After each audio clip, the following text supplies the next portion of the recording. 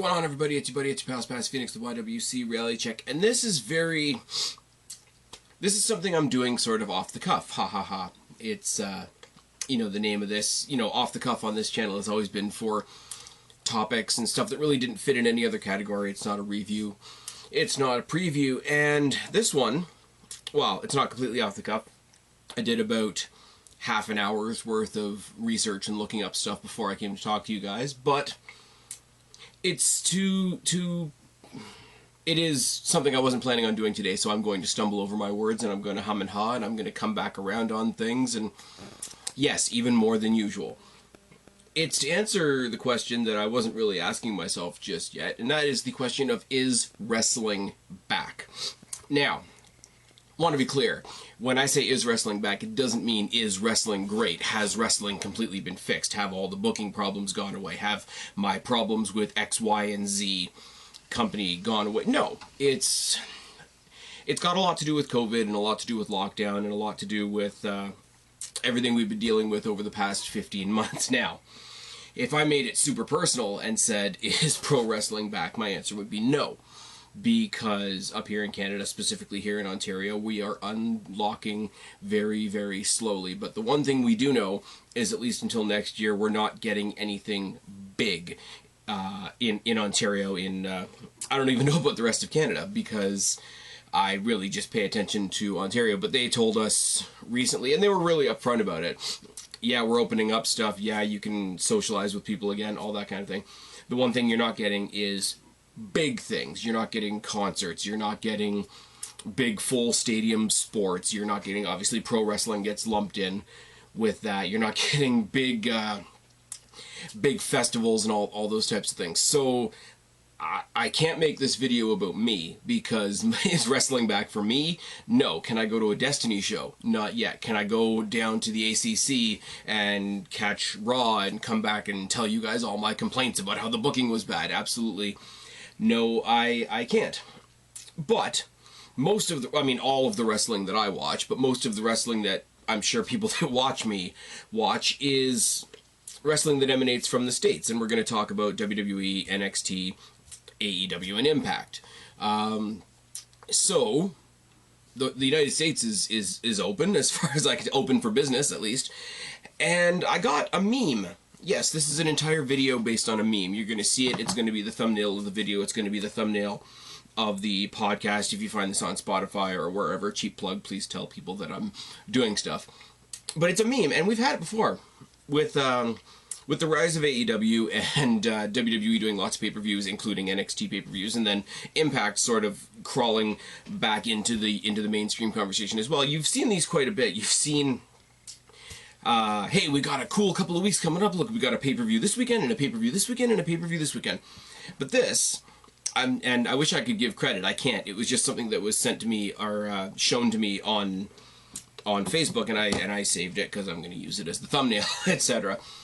But it's July, and it just says Pro Wrestling in July, and it's a ball of stuff. It's not just the shows that I'm going to talk about. It is the milestones that they represent. And I'm not going to get too super metaphorical, and I'm not going to get too super sappy, so you guys are going to have to hang in with me for a second. Unfortunately, I can't really talk about the first two milestones that were broken before I sat down to do this. The one being WrestleMania. Obviously, you can't have a full stadium, but we had a stadium, and you had fans there, etc., and then they had all the rain stuff and whatever. You can't really give credit to the fact that AEW is now doing full audience shows again. They did, I sound like an asshole now because I can't remember the name of the last show, but it was a full thing. So that was we had the first big show with WrestleMania, we had the first full show with AEW, but now we've got this. So I'll give you a rundown because it just shows the density of how quickly things are going to change, that these are all happening just in the next month, and we're going to cap it off with what's happening in August at the end. Now, 2 days from now, from the time of recording, I'm recording this on Sunday, the 4th, there we go. Told you, I'm kind of doing this on the fly. We got the Great American Bash, the NXT Great American Bash. It's not a pay-per-view, it's a elevated episode of NXT, but there's a couple good things on it. Kyle O'Reilly versus Adam Cole, which I know a lot of people are getting sick of. but hey, it's still going to be a good match. You got the tag title match with MSK versus Ciampa and Thatcher. You got the women's tag with a sort of thrown together tag team taking on The Way. And we've got the $1 Million title, which, I mean, you guys know what I think of that, but it's going to be fun on the night. I'd rather see it here than on a takeover, and we'll talk about that at the end as well. It's not a B pay-per-view. I've always said, or I've gotten to the point of saying with Jake DeMarco and myself when we previewed In Your House. In Your House has sort of become sort of the B pay-per-view for NXT. It's definitely not TakeOver, but for a weekly episode of NXT, and we're going to say this a lot about AEW as well, it is a pretty good card. You got titles on the go. We've got feedback from literally a title change that happened last week. Hit Row is going to be celebrating Isaiah Swerve Scott's new championship. We are going to play up to the next NXT championship, which is looking to be Gargano versus Cross. Now, that's a lot to cram into a show. Now, we will say as well, we don't know what else is going to be thrown on here because there is stuff that is just thrown on there. I think Saray is trying to get her hands on Toni Storm that night as well. So for a weekly episode of NXT, it doesn't look too bad. It's got some good matches on it. It's got some good story going forward. Now, unfortunately, it's sort of shaded over a little bit by the rumors that Bronson Reed, Karrion Kross, my girl Shotzi are all going up to the main roster. So some things start becoming very predictable in that regard. But you know what? It's still a good elevated episode of NXT. Now, I'm gonna say something before I go on here. Now, I've been hard on the AEW brand when everybody says, oh yeah, it's really, really spaced out. They only do 3 or 4 pay-per-views a year. But yeah, but then they go through a series like this where they come along and they tell you that a weekly episode is a pay-per-view, and people will tell me, well, yeah, NXT did the same thing. Well, they're not on the same nights anymore. AEW kind of, and to their credit, they've sort of struggled through it. They went through a big period of time there where they didn't even know what night they were on, but they're back on Wednesday night now. They've got the full crowds.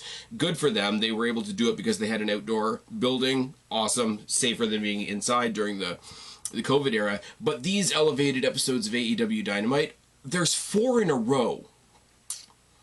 And on another day, at another time, I will share my opinions on that because I do think there is negative folly to be attached to that. But for the purposes of this, for the purposes of, like I say, 1 month with a lot of things to look forward to, July 7th, the day after Great American Bash, is AEW Road Rager, which, I mean, you got the 6-man with Santana Ortiz and I don't want to call him Swagger, Jake Hager, taking on the team of Wardlow and FTW, which is great. Or sorry, FTR, my bad. You got the mixed tag, the Blade and Bunny taking on Orange Cassidy and Chris Statlander, which is going to be a lot of fun. You got the Bucks versus Penta and Kingston. I know that Moxley is off doing baby stuff with Renee. Good for him. Gotta show some love to my fellow Canadian girl there, and congrats to them.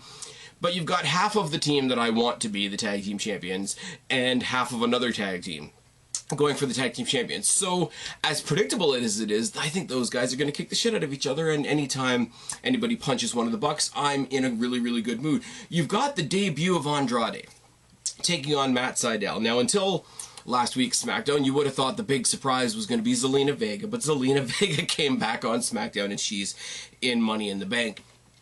Andrade versus Matt Sydal is awesome. I don't think the Vicky Guerrero thing is going to last. I have to hope, because it doesn't work. And this is not me being hateful towards Vicky Guerrero. I think she has a really, really obnoxious chemistry with Nyla Rose, who she's also managing, and I think that's great. But Matt Sydal is a great first opponent for Andrade in AEW, and this is not me telling them what to do, but Matt Sydal sort of not really doing anything in his own right. Sort of half the time he's a tag team with his brother, half the time he's not. But we know he can go. We know Andrade can go. This will be a great sort of indicator of what Andrade can do if you're an AEW fan that never watched WWE for some reason. And it's it takes it away from, he's a big star, we need to debut him at the top. No, he's a big star. Let him do big star things in the mid-card while your other big stars are in the main event, and then let him get up to that main event, and let us look forward to, I'm sure most people are going to say, Andrade versus Omega. I want to see Andrade versus Mox. Like, that's just I want to see Andrade versus Jericho. It'll be good. It's an amazing debut match. You know he's going to win. You know Matt Seidel's going to go in there and make him look like $1 million, and you never know what Vicky Guerrero is going to do on the outside. So Road Rager looks pretty good. I'm going to put these two together because my thoughts on them are pretty much the same. July 9th and July 12th are the very last SmackDown and Raw in the Thunderdome. Now, I don't look forward to these last two shows, but I look forward to the end of these last two shows, if that makes any sense. I want them, everybody's said this, this is not a new concept that I've come up with. This is not an original thought by any stretch of the imagination. But I do want to see them do something to the Thunderdome. I do want to see them have a I wish they had the Owens and Zayn match next week, where you could have them just throw each other through, the projection screen. Absolutely tear down the Thunderdome. Absolutely blow it up. Explode it. Use all the pyro, and I'm not even taking this as a dig at AEW. Take all the pyro you've got left in the Thunderdome and set it all off. Have something go wrong. Have something explode. The commentators leave, and you just linger on one camera shot of the whole Thunderdome going up in smoke. You gotta do... As much as the Thunderdome was something we bereft upon, when we left the PC and they developed the first Thunderdome, we all thought it was wacky, and we all thought it was really weird. The whole augmented reality, all the piped-in cheers, the, cheer.wav, boo.wav, Shano-mac.wav of the Thunderdome was bizarre, and it was unsettling. And as much as the WWE product hasn't been great, as much as the main roster, you guys know I love NXT, that's in a separate category. As much as the main roster product has not been great, I will say on a separate note, the other driving factor was not having fans, and that's got to be the understatement of the century. As much as we made fun of it, I think there was a preview that Jake and I did for an NXT show where the first thing we did was we made fun of the first, initial shots of the Thunderdome and how goofy it looked. But at the same time, if we had been in the PC from there till now, there'd be nobody left. I wouldn't be watching. You guys know I tried to watch NXT UK because I wanted to get back into that, because there are a lot of people that I'm genuinely interested over there. Apparently, what's her name? Meiko Satomura is their women's champion now. That's fucking awesome. Also, because it means Kaylee Ray might come over to NXT. As much as you might want to say yes or no, or this or that, or they did some goofy things with the Thunderdome, you have to acknowledge that it was an achievement above the PC shows. Much as I think the first couple of episodes of Dynamite were done in QT Marshall's gym, somebody correct me down in the box below, and then they moved to Daly's Place, and Daly's Place allowed them, because it was outside, to bring in fans quicker and all that sort of thing. And I'm not even going to get into the whole who brought in fans first debate, because that's something for another time. But the Thunderdome was something. The Thunderdome was really something, and it will be representative of a time. I'm sure the next WWE game that comes out will have a Thunderdome ring, or it will have a CWC ring, or it will, god damn it, it's going to have a PC ring in the next game, isn't it? And we're going to just watch that and be sad. Like, it's going to be, we're going to flick on a video game and be like, yeah, remember when we were sad? I'm rambling now. But I really do. I don't know what the right answer is for this either. That's the other thing. I don't know what kind of send-off you give this. The only other way you give this a send-off, and it does make sense, because the last Thunderdome show is going to be a Raw. Just do some Firefly Funhouse-esque match with Alexa Bliss and somebody. Have evil creature Alexa Bliss versus this new superhero Nikki Cross. Do some big, overly exaggerated Marvel-style super fight that just, as I said before, blows up the Thunderdome.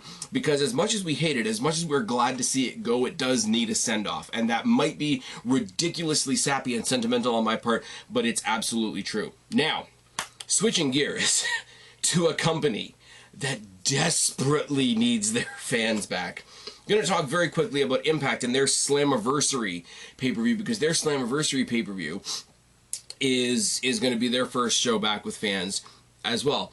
And I will tell you, right, it's very hit and miss. I do not watch a lot of Impact during the week. I don't watch the Twitch stream that goes live on Thursdays and that sort of thing, because it's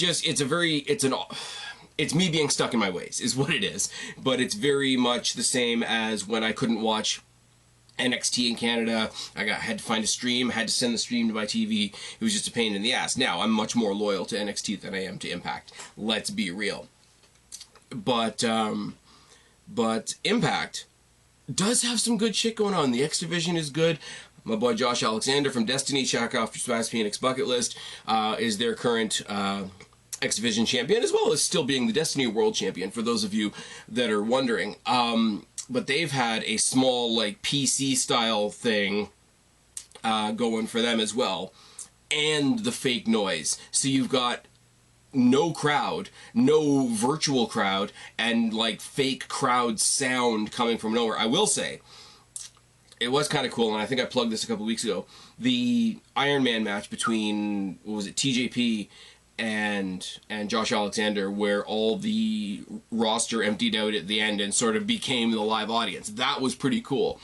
But that's not a moment you can replicate, and that's not a moment you can use too many times. So, Slammiversary, back with fans. It's all good. It's already looking like a good card. I only know about 3 of the matches so far. You got Chris Sabin versus Moose, which is an interesting collection of... an interesting contrast of wrestlers. Chris Sabin is so fucking underrated. I mean, Moose is a star. Let's just be real. Moose, I've also had, and I'm going to say it again and again and again, I've had the privilege or the ability or the good fortune to see Moose live in a hardcore match where he's throwing people through doors at Destiny. Check it out, the Spaz Phoenix bucket list twice. So he's obviously a star, but Chris Sabin is so goddamn underrated. Like, I don't know, like, when you talk about, here's a little spoiler. When Jake and I do the 3rd part of our Who Should NXT Look At picking up for their Cruiserweight division series that's coming up very soon, I'll give you a little freebie right here, right now. One of my entries is the Motor City Machine Guns, Chris Sabin in particular, because we've seen Alex Shelley. Alex Shelley showed up for a cup of coffee to be a tag team partner with Kushida for 1 match. I would love to see the Motor City Machine Guns in WWE. That's a separate issue for a separate day. But Chris Sabin versus Moose is on the Slammiversary card in front of fans. That's going to be awesome. You have your first pay-per-view in front of fans, and you are Impact Wrestling / TNA. You know you're going to throw an Ultimate X match in there, because that's basically their match. Josh Alexander, Petey Williams, Trey Miguel, Ace Austin, Chris Bay, Rohit Raju in an Ultimate X match. It sells itself. I don't have to tell you. Trey Miguel is another one that I wish we could sort of pull over to the black and gold, but that's fine. And then probably one of the most intriguing Kenny Omega matches that I've seen. I'm sorry. All due respect to what he's done with Jericho. All due respect to what he's done with Mox. All due respect to, I guess, I've seen him face Cody, and he's done some other shit. And Jungle Boy, a couple weeks ago, was a really good match as well. I'm so...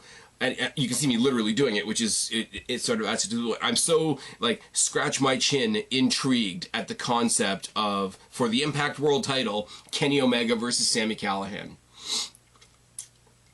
I think that's going to be maybe the sleeper match. Okay, I don't want to do match of the... Sleeper match of July, let's just say. Now, that's not really fair. Because NXT and AEW both don't have a pay-per-view this month, so they don't have anything that they're building towards that's kind of like that. I mean, put that up against Cole and O'Reilly if we hadn't already seen it a couple of times, and that's fine. But, like, the Callahan Death Machine versus the Wrestling God, because he totally didn't rip that off of JBL, that's going to be a good... I put all my sarcasm aside, that's going to be a hell of a match. It just is. Do I think Sami Callihan's going to win? No, because Kenny Omega is... I was in a conversation with somebody recently, and I was trying to describe why Kenny Omega bugs me, because he is great. I've always said, when I've sat down with Jake, when I've sat down with Guapo to talk about AEW pay-per-views, I've never said Kenny Omega is a bad wrestler. I think he's a great wrestler. I think the match that he just had recently with Jungle Boy is an amazing example of that. I just don't get the god level status that people put him on, because he's good, but he himself is not changing wrestling. It's just like people say, oh, AEW came along and changed wrestling. No, they just came along and said, we're going to do wrestling too, and it's going to be really good. Come watch. We've got Darby Allin and Sammy Guevara and all the people that I'm interested in AEW. But what you've done is you've created another spot for good wrestlers to do good wrestling. You haven't changed what wrestling is. And people act like Kenny Omega, by existing, changes what wrestling is. And I don't buy that. But people were asking me why he bugs me, especially recently. Kenny Omega is what would happen if you had Triple H in, and I'm not just saying that because of the mustache and beard thing, which was really, really weird on Dynamite. Kenny Omega is Triple H during the Reign of Terror if he was backed up by the NWO after the NWO had broken up and gotten back together a couple of times and they were just sort of there and festering around. It's I don't know. There are things coming up that are going to make Kenny Omega less annoying for me. I know he's facing Andrade at some point for the AAA title. I'm sure that's going to be great. I'm sure they'll replay it again eventually for the AEW title. He's facing Callahan here for the Impact title, and I know down the pike they've got, they're lining up this big thing with him and Hangman Page, which is also good. But people are, it's good long-term storytelling just because they've stretched it out for a long time. I'm gonna call that Sasha Banks and Bayley syndrome. And look at Bayley right now. She's stuck under another steamroller. But, as I say, coming back to my initial point, because it is a positive one, Kenny Omega and Sami Callihan as a match is a very intriguing match for me. Now, flip the script. One night later, we've got WWE Money in the Bank. I've missed something here. I'm going to have to go back a little bit, because before Money in the Bank, we in fact have the first SmackDown with fans. And there's nothing much announced. We don't know matches in advance, because WWE doesn't book their weekly show matches in advance like AEW does. But we know we are getting returns. They were originally saying Edge, but Edge has already made his comeback and return. People are saying possibly Cena, possibly Sasha Banks, yay. And for me, Becky Lynch. Becky Lynch is going to be great. Becky Lynch, I swear to God, do not bring her back on SmackDown, because she's going to get caught in the double steamroller that is that division right now. Bring her back right after a match we're going to talk about in a second. Bring her back after the match at Money in the Bank. Have her stare down Rhea Ripley. A Becky Lynch Rhea Ripley feud over the Raw Women's Championship would be fantastic. It would bring Rhea Ripley away from Charlotte, because you're not allowed to like anything that Charlotte does, so that's now rubbing off on Rhea Ripley, which is super unfortunate, and it's just two badass women kicking the shit out of each other, and it's fine. So we'll talk about that. Cena versus Reigns is coming at some point. We know we're getting we're getting Edge versus Roman first, but we know that Roman's got this path that they've laid out for him. It's going to be Edge, it's going to be Cena, it's going to be Lesnar. They hope it's going to be The Rock eventually. He just took out Rey Mysterio. He's going on a sort of a greatest hits tour with his title defenses, and Roman Reigns, whether you like it or not, whether you're one of the naysayers or not. I think I'm one of the naysayers every now and then, but Roman is probably one of the most successful things the main roster is doing right now. So that is fine. So that we get that SmackDown, and then we get the Slammiversary the day after that, and then after the day after that, we get Money in the Bank, our first full stadium show with fans. And it's a pretty good card too. As I say, they moved the Money in the Bank pay-per-view around with Hell in the Cell, because Hell in the Cell is kind of useless anyway. But because Money in the Bank, as a concept, as a pay-per-view, and as a match, is a fan-pleasing match, you want a no-brainer going into the first pay-per-view full of fans. So much like Slammiversary doing an Ultimate X match, WWE throws you two ladder matches in one on the Money in the Bank card. On the men's side, we've got Ricochet, Riddle, Morrison, McIntyre, Owens, and two more to be named at this time. And on the women's side, we've got Asuka, Naomi, unfortunately, Bliss, Cross, Carmella, the returning Zelina Vega, which boiled a lot of piss for a lot of people, and two more yet to be named. One of those is gonna be Liv Morgan. I'm sorry, if the other one happens to be Becky Lynch, I'm down for that as well. Can you imagine Rhea Ripley defeats Charlotte for the final time, finally has her big moment, finally has her revenge from WrestleMania last year, and gets cashed in on by Becky Lynch. How fucking good would that be? But in singles matches on that card as well, we got Ripley versus Flair, we got Bayley versus Belair again, which is unfortunate. Lashley's going to kill Kofi Kingston, and Roman Reigns is going to go over Edge. Good card, good, solid, big name, big match, big stipulation that everybody likes card for the first pay-per-view back with a full arena of fans. July 19th is the first Raw with fans, and I have no idea what they're going to do whatsoever because they haven't said anything yet. July 21st is Fyter Fest Night 2, and what we know right now is that's going to be headlined by Britt Baker versus Nyla Rose. I could do without Nyla Rose. It's going to bring us more Vicky Guerrero, which is always not so great. Hopefully, Rebel Not Reba is going to take out Vicky Guerrero, cause a distraction. Britt Baker goes on a hell of a run because she manages to be a fucking rock star in a women's division that doesn't exist, but that is going to be a hell of a match. Now, line up the after this, line up the opponents for her. Line up Thunder Rosa again. Line up Serena Deeb. Line up...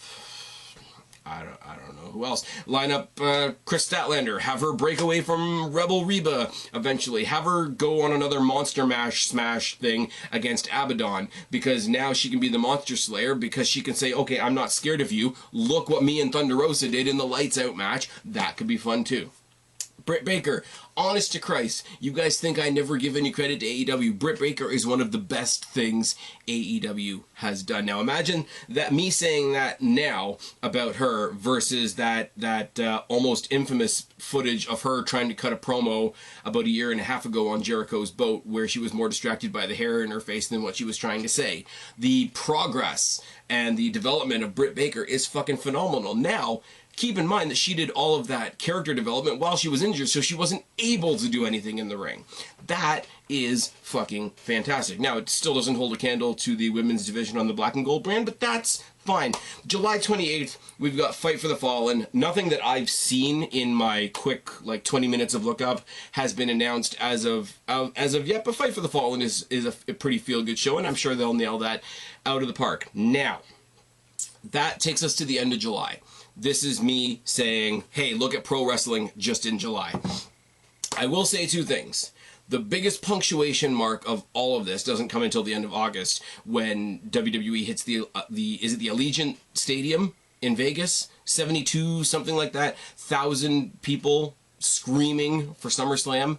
That's going to be the punctuation point. But for me, personally, now I asked the question at the beginning, is wrestling back? And I think my answer is 99% yes. For me personally, because of the brand that I follow, the brand that I am most loyal to, the brand that I talk most about on this channel, wrestling is not completely back until we get a full stadium NXT takeover. And I don't know when we're getting that. But other than that, Raw going back to a crowd, SmackDown going back to a crowd, Impact going back to a crowd, WWE pay-per-view going back to a full crowd, AEW continuing to have a full crowd with these special shows that they've laid out. And I know that they're leading up to All Out as well, and that'll be a huge, huge show for them. So, if I look outside myself, if I look outside what's happening where I currently live, and I look outside the specific show that I watch, is wrestling back? I'm going to say yes. I really want to know what you guys think down in the box below. These are a couple of thoughts that I've had late in the day on a Sunday. I thought I'd share them with you before they fell out of my head. Anyways, I've been Spaz, your YWC Reality Check. Subscribe up there, talk down there, start a conversation. Keep all these conversations going. Don't be a stranger. I will talk to each and every last one of you later, but for right now, I am tagging out. Bye, guys.